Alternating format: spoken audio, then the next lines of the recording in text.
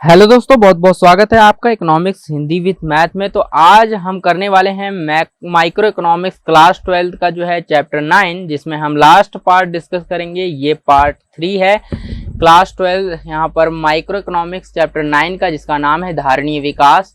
देखिए, हमने यहाँ पर सारे चैप्टर्स जो हैं इसके पार्ट्स कर लिए थे। ये है पर्यावरण और धारणीय विकास। तो चलिए शुरू करते हैं और आज देखते हैं हम यहाँ पर जो है, यहाँ तक हमने पिछली वीडियो में करा था प्रदूषण नियंत्रण बोर्ड के मुख्य कार्यों के बारे में डिस्कस किया था, क्या क्या होते हैं। तो चलिए आज हम देखेंगे 9 पॉइंट जो है 5, यहाँ पर धारणीय विकास को पढ़ेंगे। क्या होता है धारणीय विकास, होता क्या है, ठीक है। तो चलिए, ये काफी इंपॉर्टेंट है धारणीय विकास, ये अलग से ही चैप्टर का नाम भी है और यहाँ पर जो है चैप्टर का ये टॉपिक भी है। तो चलिए देख लेते हैं धारणीय विकास होता क्या है। धारणीय विकास का मतलब होता है, जैसा कि मैंने आपको पहले भी बताया, अगर आपने पहली वीडियो देखी होंगी तो मैंने आपको धारणीय विकास का अर्थ मैंने पहले ही आपको बता दिया है।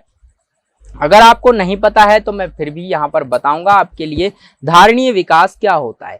धारणीय विकास का सिंपल सा शब्दों में अगर कहें तो धारणीय विकास ऐसा विकास होता है जिसमें कि भावी यानी संसाधनों की, जितना संसाधनों का उपयोग जो है वर्तमान पीढ़ी कर रही है, उतने ही संसाधनों का उपयोग भावी पीढ़ी कर पाए, इस तरह से अगर विकास किया जाता है तो वो यहाँ पर धारणीय विकास कहलाएगा, ठीक है। तो ये हमारा क्या होता है धारणीय विकास। जैसे कि आप जितना संसाधन आपको मिल रहे हैं, उतने ही संसाधन आने वाली आपकी जो है 2-3 पीढ़ियों को उतनी संसाधन, उतने ही मात्रा में जो है, उतने ही गुणवत्ता वाले संसाधन मिल सकें। इस तरह से इसको ध्यान में रखते हुए जब विकास किया जाता है तो उसे हम कहते हैं धारणीय विकास। आई होप यहाँ पर आपको समझ में आ गया धारणीय विकास क्या होता है। तो धारणीय विकास इसी तरह से होता है, ठीक है। धारणीय विकास होता है। अब देखिए, धारणीय विकास के उद्देश्य बहुत सारे हैं, उद्देश्य भी हैं, और यहाँ पर जो है धारणीय विकास कैसे प्राप्त किया जाता है ये भी हम पढ़ेंगे। तो यहाँ पर जो है इस चैप्टर को हम पूरा आज खत्म कर देंगे और जो है उसके बाद मैं आपके लिए लेकर आऊंगा इसका 10 चैप्टर, माइक्रो इकोनॉमिक्स क्लास 12 का जो है 10 चैप्टर लेकर आऊंगा, जिसमें आप जो है ये पूरी बुक जो है सिलेबस आपका पूरा खत्म हो जाएगा क्लास 12 का, ठीक है, 12 का। और यहाँ पर जो है मैक्रो का खत्म होने वाला है, और यहाँ पर जो है माइक्रो का भी ये लास्ट, इसके बाद लास्ट चैप्टर है।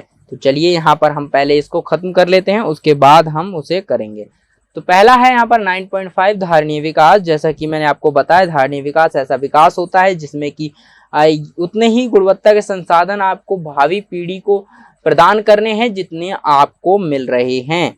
ऐसा विकास करेंगे, इसको ध्यान में रखते हुए करेंगे तो वो धारणीय विकास कहलाएगा आपका, ठीक है। तो आई होप यहाँ पर आपको ये समझ में आ रहा होगा धारणीय विकास क्या है। उसके बाद देखिए धारणीय विकास के उद्देश्य क्या क्या होते हैं।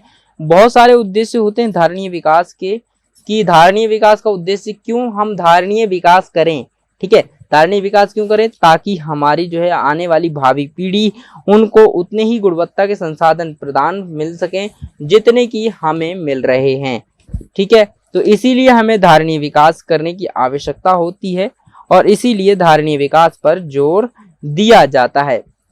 तो अगर आप धारणीय विकास की परिभाषा की बात करें, कि अगर आप जैसे परिभाषा लिखेंगे तो कैसे लिख सकते हैं, सिंपल से आपको मैंने समझा दिया कि धारणीय विकास होता क्या है, इसका मतलब क्या होता है।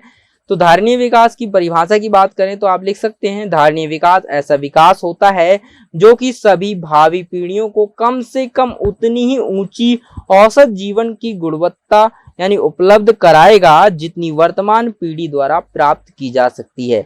चलिए एक बार और बताता हूँ धारणीय विकास क्या होता है। धारणीय विकास एक ऐसा विकास होता है जो कि भावी पीढ़ी को कम से कम उतनी ही ऊंची जीवन गुणवत्ता के जो है संसाधन जो है उपलब्ध कराएगा जितनी की वर्तमान पीढ़ी प्राप्त कर रही है, ठीक है। वर्तमान पीढ़ी क्या कर रही है, प्राप्त कर रही है, उसे कहेंगे धारणीय विकास। आई होप आपको समझ आ गया।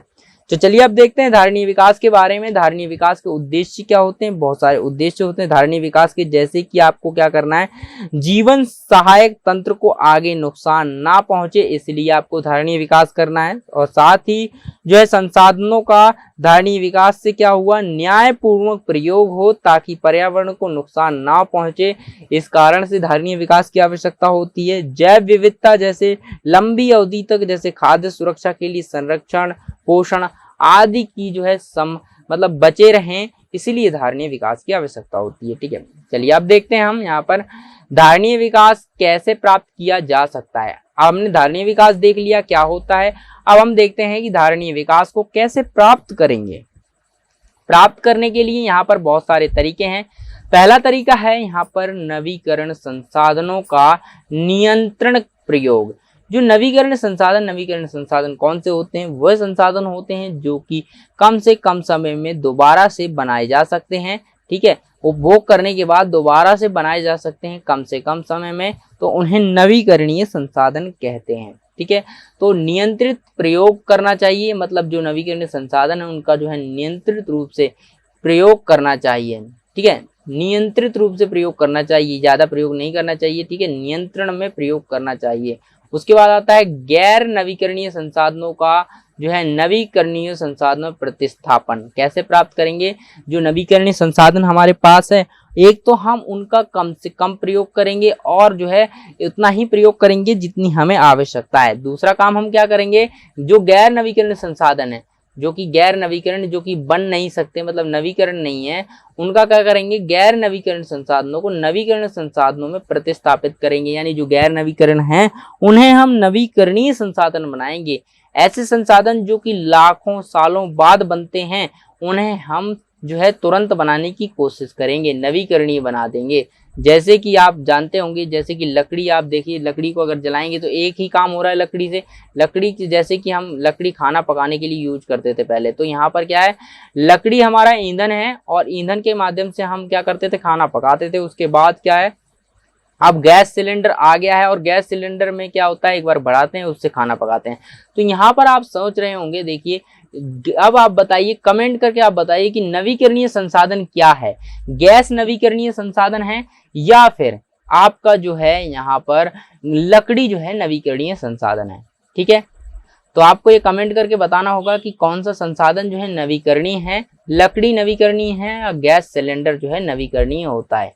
ठीक है, तो यहाँ पर यही पॉइंट है कि गैर नवीकरणीय जो संसाधन होता है उनको नवीकरणीय में बदलना, और जो नवीकरणीय हमारे पास है उनको क्या करना है, हमारे पास उनको जो है नियंत्रित प्रयोग करना है, कम से कम प्रयोग करना है। उसके बाद प्रदूषण को नियंत्रित करना है, कम से कम प्रदूषण फैलाना है।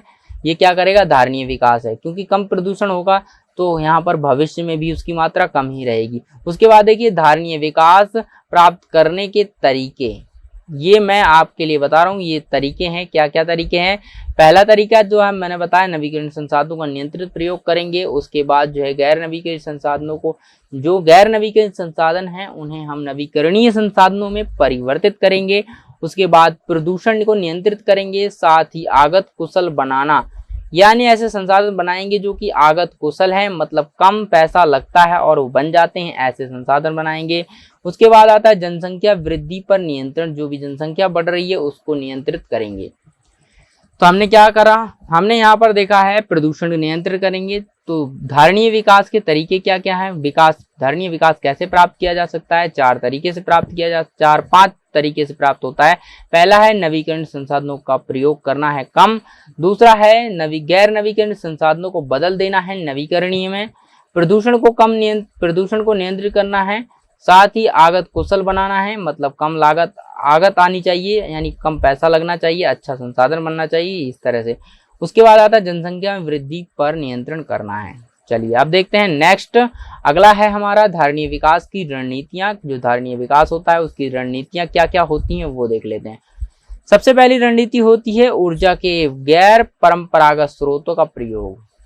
तो यहाँ पर धारणीय विकास की रणनीतियां कैसे हम प्राप्त कर सकते हैं, ये भी इसी तरह का एक क्वेश्चन बनेगा।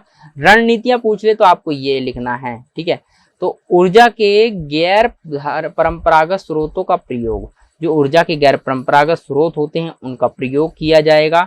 स्वच्छ ईंधन का प्रयोग किया जाएगा। ठीक है, स्वच्छ ईंधन का प्रयोग करना चाहिए जिससे धारणीय विकास होगा। लघु जलीय संसाधनों की स्थापना की जाए।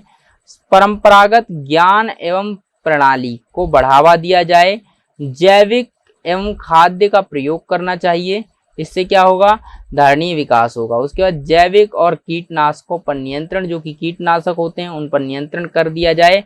और यहाँ पर जो है जैविक खाद्य का प्रयोग करना चाहिए। परंपरागत ज्ञान और प्रणालियां आनी चाहिए। लघु संयंत्रों की स्थापना करनी चाहिए और स्वच्छ जो है ईंधन का प्रयोग करना चाहिए। तो हम ये सब करेंगे तो धारणीय विकास हमें मिलेगा। उसके बाद हम लास्ट पॉइंट देखते हैं, उपभोग और जो है उत्पादन में जो है धारणीय विकास से परिवर्तन, धारणीय विकास के ढांचे में परिवर्तन क्या करेंगे हम। यहाँ पर देखिए उपभोग और उत्पादन के आधारणीय ढांचे में परिवर्तन, ठीक है, आधारणीय ढांचे में परिवर्तन करना है उपभोग और उत्पादन के, ठीक है, उपभोग और उत्पादन के। तो यहाँ पर क्या हो गया, हमने कितने सारे पॉइंट डिस्कस किए, हमने 7 पॉइंट डिस्कस किए। पहला है हमारा, देखिए यहाँ पर हम लास्ट देख लेते हैं। पहला हमारा ऊर्जा के गैर परंपरागत स्रोतों का यानी प्रयोग करना है। ऊर्जा के जो है गैर परंपरागत स्रोतों को जो है प्रयोग किया जाए। ऐसे संसाधन जो कि गैर परंपरागत हैं, यानी गैर परंपरागत हैं।